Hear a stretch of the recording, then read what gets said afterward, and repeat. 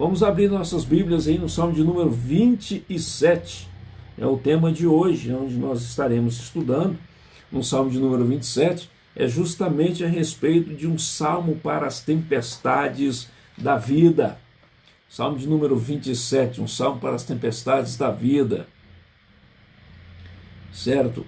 Eu conto com a sua compreensão e vamos lá para a leitura do Salmo de número 27. Diz assim a palavra do Senhor, do nosso Deus, do nosso Salvador.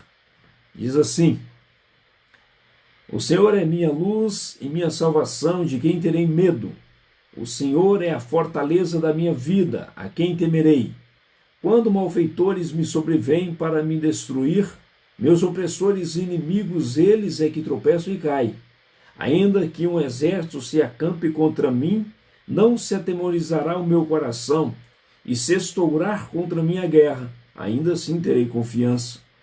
Uma coisa peço ao Senhor e a buscarei, que eu possa morar na casa do Senhor todos os dias da minha vida, para contemplar a beleza do Senhor e meditar no seu templo. Pois no dia da adversidade ele me ocultará, seu pavilhão no recôndito do seu tabernáculo me acolherá, elevar-me-á sobre uma rocha. Agora será exaltada a minha cabeça acima dos inimigos que me cercam. No seu tabernáculo oferecerei sacrifício de júbilo, cantarei e salmodiarei ao Senhor. Ouve, Senhor, a minha voz, eu clamo, compadece-te de mim e responde-me. Ao meu coração me ocorre, buscai a minha presença. Buscai, pois, Senhor, a tua presença. Não me escondas, Senhor, a tua face, não rejeites com ira o teu servo. Tu és o meu auxílio, não me recuses, nem me desampares, ó Deus da minha salvação. Porque se meu pai e minha mãe me desampararem, o Senhor me acolherá. Ensina-me, Senhor, o teu caminho, e guia-me por veredas planas por causa dos que me espreitam. Não me deixes à vontade dos meus adversários, pois contra mim se levantam falsas testemunhas e os que só respiram crueldade. Eu creio que verei a bondade do Senhor na terra dos viventes. Espera pelo Senhor, tem bom ânimo, e fortifique o teu coração. Espera, pois, pelo Senhor. Após a leitura da palavra, a primeira pergunta que eu faço para os irmãos, e nós trabalharemos um pouco mais sobre isso, hoje logo mais às 19 horas, é se há uma compatibilidade entre medo e fé. Nós podemos caminhar juntos nesses dois patamares, medo e fé. Há de fato uma possibilidade de, mesmo crendo no Senhor Jesus Cristo, crendo na salvação por meio do nosso Deus, há de fato uma possibilidade de estarmos então tendo fé, e mesmo em fé podemos temer alguma adversidade que possa nos ocorrer. Essa é uma pergunta interessante, porque muitos dizem que não há possibilidade de andar para o Senhor, caminhar para o Senhor, e nessa caminhada poder ter medo. Ok, isso é algo que a gente entende, mas tem aqueles também que dizem que uma coisa não depende da outra. O salmista ele começa lendo ou escrevendo o salmo de uma forma muito interessante. Ele passa para alguns dos seus leitores uma confiança, de repente, sem que possa ter essa convicção. Alguns de seus leitores poderiam não ter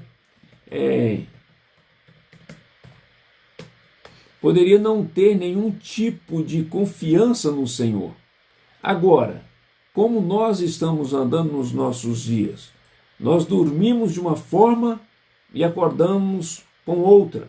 Nós dormimos achando que está tudo normal, que está tudo bem, mas de repente a gente já começa passando o dia de uma forma muito mais difícil ou divergente que nós poderíamos imaginar. Eu vou estar acompanhando aqui, ver se tem algum som né, em alguma das nossas mídias sociais aqui, mas enfim, nós não podemos de forma alguma desesperar em momentos em que nós sabemos que o Senhor está, de fato, no controle de todas as coisas. O salmista, então, ele começa dizendo no Salmo de número 27, e aqui eu já chamo a atenção dos irmãos, que ele diz o seguinte, ó, o Senhor é a minha luz e a minha salvação, de quem terei medo? O Senhor é a fortaleza da minha vida, a quem temerei? Então, três coisas ele mostra, primeiramente aqui no Salmo. Primeiro, ele mostra quem é o Senhor que ele crê. Ele diz que esse Senhor que ele crê é luz, ele diz que esse Senhor que ele crê é a salvação dele, e ele diz que é a fortaleza, o Deus forte, o Deus todo-poderoso. Então, se eu creio naquele que é luz, naquele que salva e naquele que é todo-poderoso, por que temer, então, algum tipo de inimigo dos nossos dias? Por que temer alguns daqueles que poderiam atacar, no caso Davi, como um rei, passando por dificuldades, em dias de dificuldade? Então, o salmista, no verso 1, ele já apresenta de fato quem é o Senhor que ele crê. E agora, é algo que nós também precisamos perguntar de uma forma bem prática: quem é o Senhor que nós cremos? Quem é o Deus que você crê? Se você crê no Deus que de fato o salmista nos apresenta, é algo que nós poderemos até perguntar: por que temer os nossos inimigos ou as dificuldades que tem pelo caminho? Por que nós devemos então fazer isso? O fato é que no verso de número 2 e no verso de número 3, ele vem apresentando agora, naquela ocasião, quem eram os seus inimigos. Veja só, quando malfeitores me sobrevêm para me destruir, meus opressores e inimigos, eles é que tropeçam e caem. Verso 3, ainda que um exército se acampe contra mim, não se atemorizará meu coração, e se estourar contra a minha guerra, ainda assim terei confiança. Ele mostra os inimigos, aqueles que poderiam estar diante dele no momento de dificuldade. E quais são estes? Ele fala a respeito de malfeitores, esses malfeitores querendo destruí-lo. Ele fala de opressores, de inimigos, que também queria destruir não somente ele, mas destruir toda a nação de Israel nesse sentido. E também mostra que poderia até mesmo ter um exército inimigo diante dele. Agora, algo que eu gostaria que você, que está aí com a sua Bíblia aberta, que pudesse fazer alguns paralelos, que nós vamos fazer algumas tríades, ou algumas observações de 3 passos constantemente. Veja só, ele fala no verso 1, que quem é o Senhor? O Senhor é luz, o Senhor é salvação, o Senhor é fortaleza. Agora, nos versos 2 e 3, ele começa a apresentar os seus inimigos, mas ele fala por que ele não tem medo. Por que ele não vai ter medo? Ah, porque Deus é luz, porque Deus é salvação, porque Deus é minha fortaleza? Beleza. Então, o que acontece na prática? Ele já fala de algo bem prático. Ele fala, olha só o verso de número 2, no finalzinho do verso 2. Meus opressores e inimigos, eles é que tropeçam e caem. Não sou eu que estará sendo derribado, mas os meus inimigos é que tropeçam e caem. O verso de número 3. Ainda que o exército se acampe contra mim, não se atemorizará o meu coração, mesmo que eu tenha um número enorme de inimigos. Eu não estarei com medo, porque o Senhor é minha fortaleza, o Senhor é minha salvação, o Senhor é minha luz. E ainda continua o verso de número 3. E se estourar contra a minha guerra, ainda assim terei confiança. Independente das circunstâncias em que o salmista passa, ele fala que quem vai tropeçar são seus inimigos, ele fala que o coração dele não se atemorizará, e ele fala que ainda assim terá confiança no Senhor, independentemente das circunstâncias que o salmista passar. É algo nítido que nós podemos ver nesses 3 primeiros versos do capítulo 27 aí do livro dos Salmos. Olha só algo também que começa a mostrar interessante a partir do verso de número 4, e é principalmente esse verso de número 4 que mostra um desejo nítido do salmista. Veja só, uma coisa peço ao Senhor e a buscarei, que eu possa morar na casa do Senhor todos os dias da minha vida para contemplar a beleza do Senhor e meditar no seu templo. Ele está pedindo, ele está fazendo um clamor ao Senhor. E qual é o clamor que ele faz agora aqui nesse verso de número 4? Primeiro, olha só, ele quer morar na casa do Senhor todos os dias. Ele não quer apenas ser um rei diante de um povo ou conduzir um povo diante de batalhas. Não, mas ele quer continuamente adorar ao Senhor, onde? De uma forma conjunta com todo o povo. No caso do Antigo Testamento, nós sabemos que o templo simboliza a presença de Deus no meio do seu povo. Então, Davi quer congregar com todo o seu povo em comunhão, em ajuntamento solene, para que possam sim adorar ao Senhor, que é luz, que é salvação, que é fortaleza, que não deixa ele se atemorizar e que ele, mesmo diante de circunstâncias, ele ainda confia no Senhor. Ele quer, então, fazer primeiramente estar todos os dias na casa do Senhor, e ele quer contemplar o Senhor, bem como meditar no seu templo.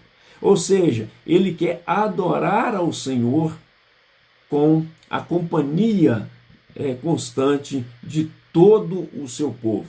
Os versos também 5 e o verso de número 6 mostra mais ainda a segurança de Davi diante dos inimigos e diante das dificuldades que ele poderia ter. Verso de número 5 diz: pois no dia da adversidade ele me ocultará, ou então nós podemos dizer aqui, ele me esconderá no seu pavilhão, no recôndito do seu tabernáculo me acolherá, elevar-me-á sobre uma rocha. Agora então, verso de número 6, será exaltada minha cabeça acima dos meus inimigos que me cercam. Esse início do verso de número 6, bem como o verso de número 5, mostra o que Deus irá fazer de uma forma pessoal com Davi. E o que ele tem mostrado aí nesse verso, principalmente aí no verso de número 5? Olha só, ele me esconderá ou me ocultará no seu pavilhão. É ele quem de fato vai me cobrir. É ele quem de fato vai me proteger diante dessas dificuldades que ele estaria enfrentando. Então, o Senhor irá ocultá-lo e também o acolherá, o receberá. Não é simplesmente pegar e jogar dentro de um cômodo e escondê-lo. Não, mas ele estará fazendo isso de uma forma fantástica, onde ele poderá acolher.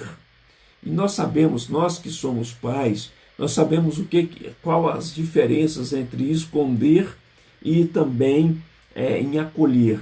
Porque muitas vezes nós podemos esconder, nós brincamos de esconde-esconde com os nossos filhos, brincamos. Mas quando o pai ou a mãe vai procurar, o que acontece é que o outro, aquele que está com o filho, vai não somente esconder, mas também acolher, ao ponto de protegê-lo diante de possíveis dificuldades. E aí ele termina o verso de número 6, elevar-me-á sobre uma rocha. Aqui é muito importante sabermos o que ele quer dizer com esta última linha aqui no Salmo. Quem é a rocha da nossa salvação? É Cristo. A igreja do Senhor Jesus Cristo, ela é fundada sobre uma rocha, e essa rocha é Cristo. É o nosso sustentador. É aquele pelo qual nós temos que fazer a nossa casa em todo o tempo. é aquele que nós temos que nos entregar a Ele a todo tempo, para sim Ele que está nos acolhendo, nos elevar no dia da sua volta, para que possamos passar com Ele a eternidade. Então o salmista sabe das dificuldades que ele está enfrentando, sabe dos problemas que ele está enfrentando, sabe dos seus inimigos, ele tem consciência de todas essas coisas. O salmista tem consciência disso, mas ele está seguro. Ele está seguro porque o Senhor é luz, ele está seguro porque o Senhor é salvação, ele está seguro porque o Senhor é fortaleza. Ele está seguro porque ele será escondido dentro de um pavilhão, não somente escondido, mas também acolhido e também elevado e colocado sobre a rocha. Isso é algo que nos dá tranquilidade. Por isso que ele fala que quem vai tropeçar e cair são os inimigos, porque ele está firme na rocha. Quem vai ter medo são os inimigos, porque ele não se atemorizará, e ele também estará continuamente confiante no Senhor. A continuação do verso de número 6, entrando também para o verso de número 7, e antes ainda, a finalzinho do verso 6, ele vai falar o que ele vai fazer lá dentro, quando ele estiver oculto, quando ele estiver acolhido e quando ele estiver sobre a rocha. O que o salmista vai fazer? Olha no final do verso de número 6, o que diz aí? Ó? No seu tabernáculo oferecerei sacrifício de júbilo. O que é sacrifício de júbilo? É uma alegria que somente ele poderia entender nesse caso. É uma alegria que ele estaria constantemente no Senhor, que o acolhe, que o protege, que salva, que é luz, que o direciona, que o sustenta em meio às dificuldades. Então, por mais difícil que seja, por isso é o sacrifício, por mais difícil que seja, de que forma com que ele estará? Ele estará alegre, porque ele sabe em quem ele crê. Então, por isso que ele fala, no seu tabernáculo oferecerei sacrifício de alegria, de júbilo. E aí ele ainda fala, cantarei e salmodiarei ao Senhor. É uma verdadeira adoração àquele que pode nos salvar. Ele não tem ídolo no seu coração. Ele não confia em homens, ele não confia em cavalos, ele não confia em armas. Onde o salmista deixa claro a sua confiança, é no Senhor. No Senhor nós não temos decepções. No Senhor tudo aquilo que ele prometeu, ele cumprirá, diferente de homens. Se a nossa confiança estiver em homens, nós somos os mais infelizes que tem. Mas se a sua confiança estiver no Senhor, o Senhor é quem nos sustenta. Por mais que iremos passar por dificuldades, o Senhor ainda assim nos sustenta. Hoje nós vamos falar um pouquinho sobre isso, vai ter uma ilustração interessantíssima para que você possa ter uma compreensão mais facilitada. Hoje, logo mais às 19 horas, nós falaremos a respeito de fé, né? Se algumas coisas são compatíveis também com fé. O salmista aqui está falando, de quem terei medo? A quem temerei? Se o Senhor está comigo. Mas não esqueça das dificuldades que ele passa nessa caminhada, mesmo sabendo que o Senhor está com ele. Olha o verso então de número 7 e o verso de número até o verso de número 10. Né? Nós vamos até chegar, de repente, até lá o 12, para mostrar aí algumas questões interessantes a respeito do que o salmista está, de fato, mostrando nestes versos. Veja só o verso de número 7. Agora ele começa a fazer um clamor. Ele está fazendo agora um pedido, a partir do verso número 7. Ouve, Senhor, a minha voz. Eu clamo. Eu estou clamando ao Senhor. Eu sei quem o Senhor é, eu sei que eu não preciso temer, eu sei que o Senhor é a minha segurança. Ouça o meu clamor. Saiba que antes mesmo da nossa palavra nos chegar à língua, à boca, o Senhor já sabe o que nós iremos falar, o que nós iremos clamar a Ele. Antes mesmo de qualquer coisa acontecer, o Senhor já sabe. Foi Ele quem nos fez, foi Ele quem nos criou. Então, diante disso, ele fala, ouve. E ele continua, compadece-te de mim. E ainda fala, responde-me, além de me ouvir, tenha misericórdia de mim e me responda. Eu estou angustiado pelos meus inimigos que estão à minha porta.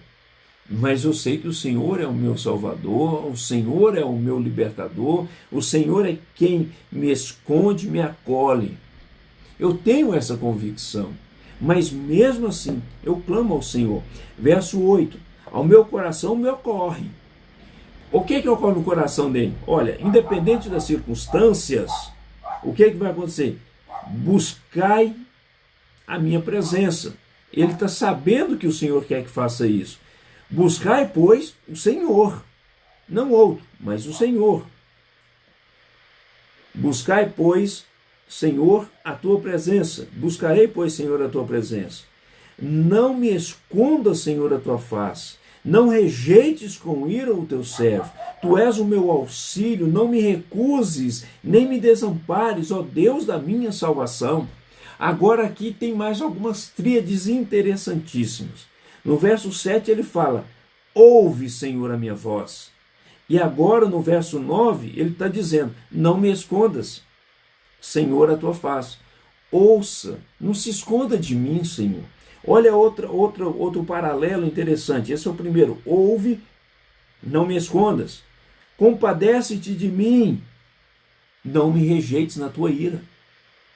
Tenha misericórdia. Você vai fazendo um paralelo entre o verso 7 e o verso de número 9. Você vai entendendo a poesia hebraica.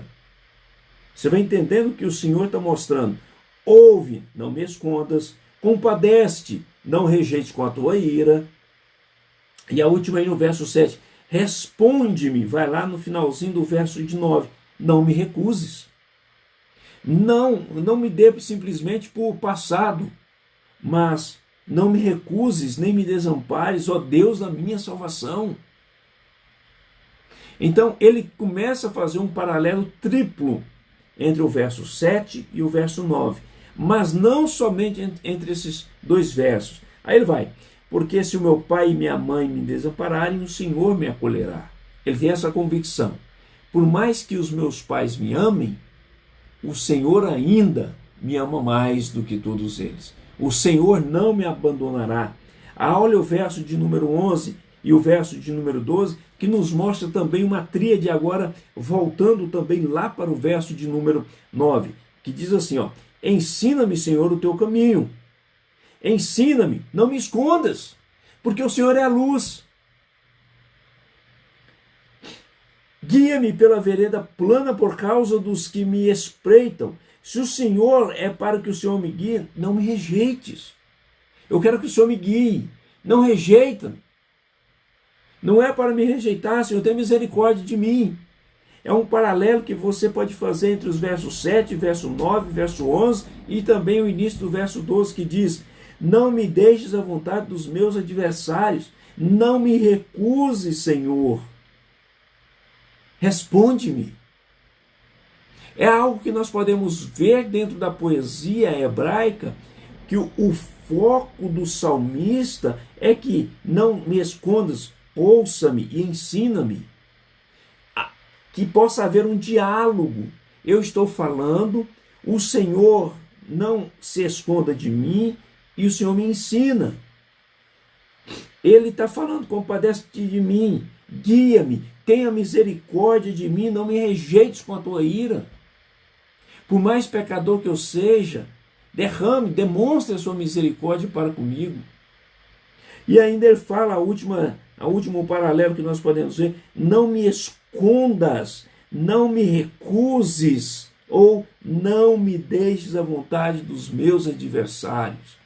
Então, o salmista ele está fazendo dentro da poesia algo fantástico, que o Senhor é de fato aquele que tem que ouvi-lo, que o Senhor é quem tem que demonstrar misericórdia, que o Senhor é quem tem que responder, não esconder, não rejeitar, não recusá-lo, mas ensiná-lo, guiá-lo e também não deixar à vontade ou à mercê dos seus inimigos que estão ao seu redor e perto de você. pois contra mim se levantam falsas testemunhas e os que só respiram crueldade. O salmista está mostrando, olha, o trem não está fácil, está difícil, de fato, isso aqui. Não está nada assim agradável essa caminhada. Essa caminhada é algo que nós podemos observar a sua dificuldade. Então ele vai terminando no verso de número 13 e verso de número 14, que diz assim: eu creio que verei a bondade do Senhor na terra dos viventes. Eu creio que a misericórdia do Senhor ela será vista. Eu creio que o Senhor não irá abandonar o seu servo em nenhum momento, principalmente no momento de luta em que Davi estava passando contra os seus inimigos que estavam à sua porta. Então ele fala no verso de número 14: espera, espera, espera pelo Senhor. Por que esperar pelo Senhor? Você não pode esquecer do início do salmo. Porque Ele é luz, porque Ele é salvação, porque Ele é fortaleza. Espera no Senhor. Você clamou. Você sabe quem é o seu Deus. Você clama ao seu Deus. Você conversa com o seu Deus. O seu Deus conversa contigo. Dirige os seus passos. Então Ele está falando: espera pelo Senhor. Aí Ele continua: tem bom ânimo, fortifique-se o teu coração. A nossa esperança está no Senhor. A nossa esperança não está em homens. A nossa esperança não está em sistemas. A nossa esperança não está na nossa despensa, na nossa conta bancária, no nosso salário no final do mês. A nossa esperança está no Senhor. E é no Senhor que nós temos que olhar continuamente e sem cessar e saber que Ele tem constantemente nos auxiliado em todas as nossas dificuldades. É o Senhor. Então ele termina o salmo dizendo: espera, pois, pelo Senhor. Se as coisas estão difíceis, e aí ele faz um paralelo, só que agora um paralelo bem curto. O foco do salmista é esperar pelo Senhor. O foco do salmista é de fato mostrar quem é esse Deus que ele crê. Ele ouve, ele dirige, ele é misericordioso. Então espera pelo Senhor, como se fosse agora no início e no fim. Espera pelo Senhor. E no meio ele está falando o que é para você fazer diante de tudo isso. Você está vendo a sua dificuldade. Então agora tenha bom ânimo. Fortifique o teu coração. Fortificar em quem? No Senhor. Mas e se eu não ter forças? E de fato nós não temos. Se eu não tiver força para a caminhada, o que eu devo fazer? Espera pelo Senhor.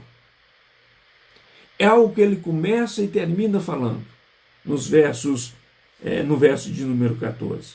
Então o que esse salmo pode nos ensinar nesta manhã de domingo, dia 26 de abril de 2020. O que nós podemos aprender com esse salmo? Ou seja, por que o tema, de fato, é um salmo para as tempestades da vida? Primeiro, tenha coragem nas tempestades da vida. Tenha coragem. Olhe para o autor e consumador da fé, que é Cristo Jesus. Não olhe para as circunstâncias. Olhe para o Senhor. Olhe para aquele que de fato é o seu Salvador, aquele que lhe acolhe, aquele que lhe direciona os passos, aquele que compadece de nós, aquele que não esconde de nós, aquele que nos acolhe, nos protege no teu tabernáculo ou no teu templo, aquele que ainda nos eleva para a rocha que é Cristo Jesus. Então tenha coragem nas tempestades. Essa coragem é fundamentada na confiança em Deus e não em mais nada. Quando a alma sente que Deus está de fato com ela, ela torna quase que invencível, porque ela não vê as dificuldades. Nós passamos a olhar para o alvo, ou para o Senhor, que é o autor e consumador da nossa fé. É aumentada essa essa nossa coragem pelas memórias do que o Senhor já fez no passado. O Senhor já libertou o seu povo. Nós olhamos agora para algo que Davi estava clamando e sabendo já do resultado final, em que o Senhor esteve com Davi nas batalhas. Então, é coragem nessas tempestades, é desafiar todos os nossos futuros inimigos, os nossos inimigos do presente. É desafiar e falar assim: eu não temerei a nenhum dos meus inimigos, porque o Senhor é a minha salvação, é a minha rocha, é a minha luz, é aquele em que eu posso confiar, porque Ele é a minha fortaleza. Porque também nós podemos ver que é um salmo para as tempestades da vida? Porque primeiro nós vemos que nós precisamos ter coragem diante dessas tempestades. Segundo, nós temos abrigo na tempestade. Nós não estamos desabrigados. Nós não estamos abandonados. O Senhor está conosco. Ele é o nosso abrigo. Ele é a nossa fortaleza. A cena onde o abrigo é procurado é fantástica. A casa do Senhor. É lá que ele busca. Olha só, eu falo de novo a respeito aqui do verso de número 4. Uma coisa eu peço ao Senhor e a buscarei, que eu possa morar na casa do Senhor todos os dias da minha vida, para contemplar a beleza do Senhor e meditar no seu templo. É esse abrigo que nós precisamos na tempestade. Agora vem aqui já uma dificuldade para os nossos dias. Nós não estamos em culto solene. Nós não estamos em comunhão solene do povo de Deus, naquele local onde foi construído para este fim. Nós não estamos lá. Não estamos. Então, onde nós devemos buscar segurança e abrigo nesse momento? É no mesmo Senhor que nos acolhe. É no Senhor que mora em nossos corações. É nele que nós temos que estar constantemente ligados, independente da circunstância. E como nesses momentos de afastamento social, nós então ficamos com o Senhor. Como? Precisamos continuamente praticar o culto doméstico. Chamar a nossa família, leitura bíblica, meditação. Pastor, eu não sei cantar, não tem problema. Ore, leia, medite, compartilhe com os seus familiares aquilo que aquele texto tem a te ensinar. Compartilhe com o seu familiar. Adore ao Senhor em família, ore em família, porque ali o Senhor estará. Não adianta nós falarmos que nós estaremos aqui dando a mão um ao outro. Não. Nós estamos aqui nos apresentando e alimentando o rebanho, levando uma palavra de constante segurança para cada um dos nossos irmãos. É isso que a gente está fazendo aqui. Mas você precisa estar aí, sabendo onde você pode encontrar segurança e abrigo no meio da tempestade. É no Senhor. É na família que precisa voltar a cultuar. É nós individualmente que precisamos, é onde nós precisamos voltar a um culto constante individualmente. O que é um culto individual? É você adorar ao Senhor por meio da sua vida. É você dar testemunhos onde você estiver de transformação. Então, é um salmo para as tempestades da vida, porque nós vamos ter coragem durante essas tempestades, porque nós temos abrigo durante essas tempestades, porque nós podemos orar e saber que Ele está ali para ouvir o nosso clamor, para demonstrar a sua graça e a tua misericórdia. Então, é onde nós podemos orar. É um apelo sincero à misericórdia, para o alívio. Precisamos de alívio, Senhor. Nós não sabemos onde nós estamos pisando, porque estamos numa tempestade, está tudo escuro. Onde nós iremos, Senhor, diante disso? Mas é exprimir o nosso desejo, a nossa angústia, por mais que o Senhor saiba do seu coração e do seu sentimento. Mas esse é um momento de clamor, de arrependimento. Ou seja, o Senhor quer que nós o busquemos constantemente, certo? Reconhece esse caráter de amizade, de relacionamento que nós temos com Ele. Nós conversamos com todo mundo, por que não conversamos com o Senhor? Acha que estamos loucos, estamos malucos?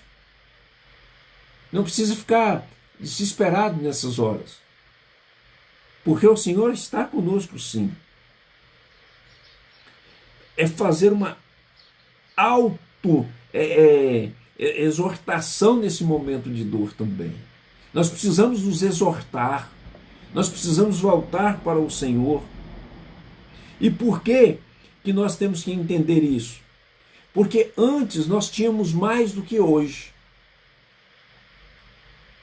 De repente, na sua conta bancária, você tinha mais liberdade para cultuar ao Senhor, você tinha mais liberdade para sair, você tinha liberdade para abraçar, você tinha liberdade para comprar. Hoje nós já não temos tanta liberdade para andar, para cultuar, para comprar o que você quer. Então é fazer uma autoexortação para entender o que é de fato importante para nós. O que é importante para nós? Fé divina é importante para nós.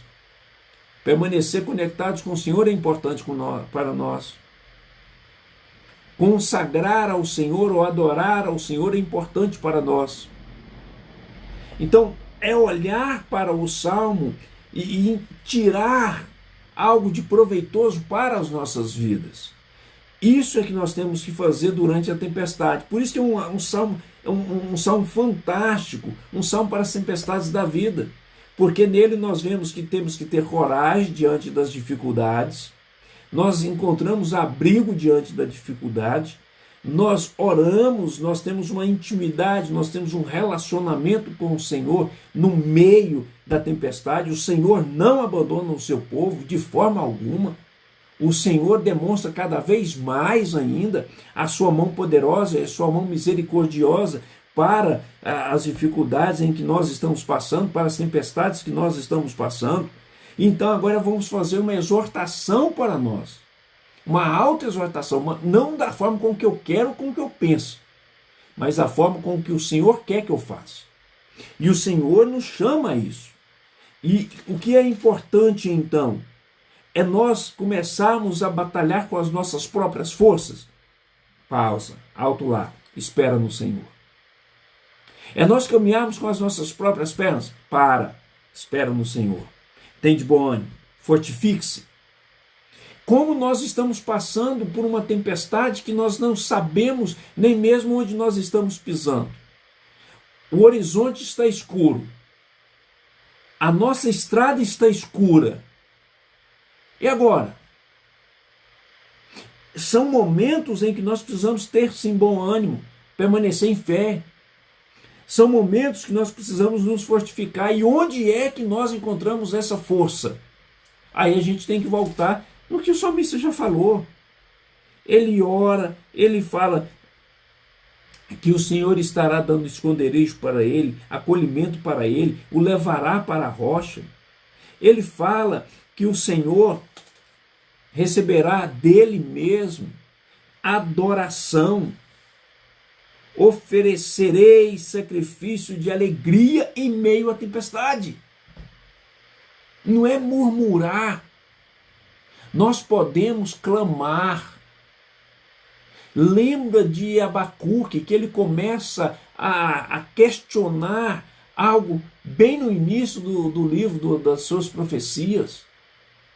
Mas por que vai vir um ímpio para ser então a peça de juízo sobre nós?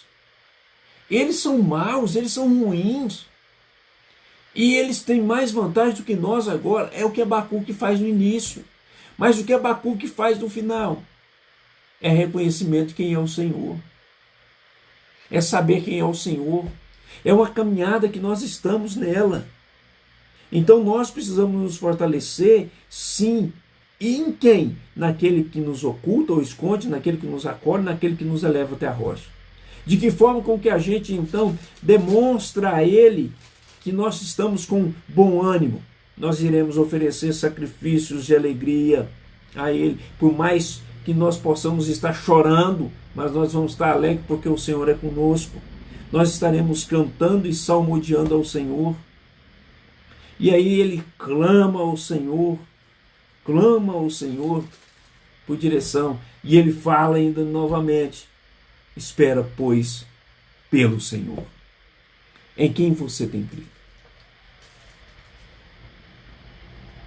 Há essa compatibilidade entre fé e medo? Pastor, eu estou com medo. Eu perdi então a minha fé? Se eu estou com medo, eu perdi a fé? Se eu não estou com medo, eu sou um crentão? Não há crentão. Não há crentão. E não há incompatibilidade entre fé e medo. Não há. Você tem fé nas promessas do Senhor. Mas você tem medo por onde está pisando. Você sabe onde você chegará, mas você não sabe por onde estará pisando, onde a tempestade chegar. A nossa esperança é que você tenha sempre bom ânimo, que você seja sempre fortalecido e tenha convicção de que o Senhor é aquele que o acolhe, é aquele que lhe dá proteção, é aquele que o leva para a rocha que é Cristo. A nossa esperança está em Cristo. A nossa esperança não está no sistema, a nossa esperança não está em homens, a nossa esperança é Cristo. A nossa esperança não está mesmo nem nos nossos pais, a nossa esperança não está mesmo nem nos nossos filhos, a nossa esperança está em Cristo. É em Cristo que nós temos que esperar, é em Cristo que nós temos que andar. E com Cristo, na caminhada, na jornada, por mais difícil que esteja, nós temos algo a celebrar. E como temos? Porque nós seremos elevados à rocha. E essa rocha jamais irá nos abandonar. É um prazer enorme poder estar aqui novamente com você, meu irmão, com você, minha irmã, com você que tem nos acompanhado nas redes sociais e nas mídias sociais. Compartilhe sempre. Não se esqueça, em meio à tempestade, o Senhor está com o seu povo. Que a graça do nosso bom Deus seja contigo, com toda a sua família. Logo mais às 19 horas estaremos mais uma vez, agora na última exposição no livro de Abacuque, encerrando o livro de Abacuque, que tem nos ensinado durante as tempestades que nós temos passado. Que Deus assim o proteja, o guarde e o direcione todos os dias da sua vida.